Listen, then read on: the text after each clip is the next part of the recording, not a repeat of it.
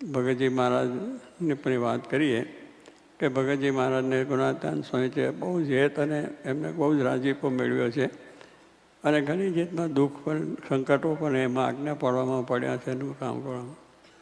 આ તો એક સામાન્ય વાતની વાત કરીએ કે ગુણાતીતાનંદ સ્વામી આવી સભા બેઠી હતી અને સભામાં વાત કરી કે આ ગિરનાર ડુંગરો છે ને, ડુંગરો પર્વત, ત્યાં જૂનાગઢની અંદર ડુંગરો મોટો પર્વત છે, એને લઈ આવો. ભગતજી ઊભા, એને મહારાજ એને સ્વામી આજ્ઞા કરે છે કે ભગતજી આ ડુંગરો લઈ આવો. તે ઘડે શું વિચાર થાય તમને? બોલો. ગળમથલ થાય કે ના થાય?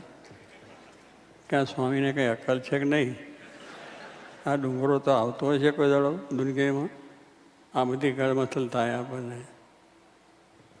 થાય કે ના થાય? બોલો ને. હા બસ, હવે એ ગળમથલ, એ ગળમથલ કાઢવા માટે આ એક પ્રસંગ છે તમારે. જો ગમે ત્યાં જાઓ, ગમે તે આજ્ઞા થઈ હોય તો જાય. ત્યાં જઈને મૃત્યુ થવાનું હોય તોય જવાનું, કારણ મારે અક્ષરધામમાં જવાના. એમની આજ્ઞા પાડી છે, એની એક આજ્ઞા પડશે તો ભગવાનના ધામમાં જવા છે. ઘરના બૈરાની આજ્ઞા પાડવી પડે, છોકરાની આજ્ઞા પાડવી પડે, બધા કેટલાની આજ્ઞા પડે, નોકર શેઠિયાની આજ્ઞા પાડવી પડે, સરકારની આજ્ઞા પાડવી, બધાની આજ્ઞા પડે. અને જી હચુર પાછું કહેવાનું જી. અને એ કરીને કરીએ છીએ. મળવાનું તો કંઈ નહીં, આ લોકોનું દુઃખ ને સુખ બધું મળે, આ તો અક્ષરધામ મળે. તો ભગતજી ઊભા થયા અને ચાલવા માંડ્યા.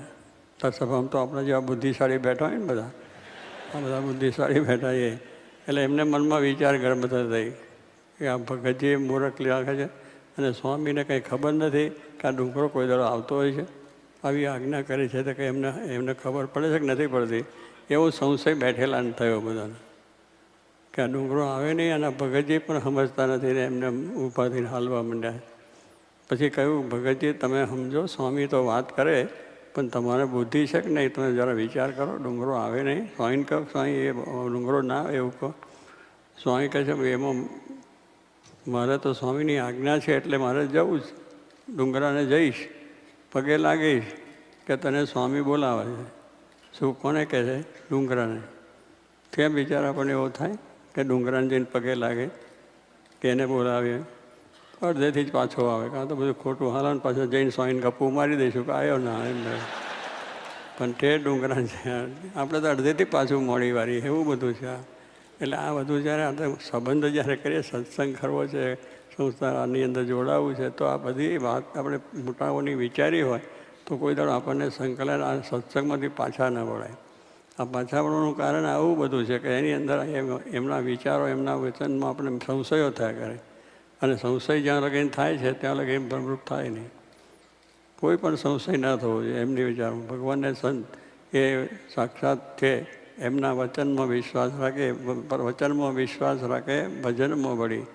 પૂર્વ કેરા પાપ તારા તો જ આશે વળી.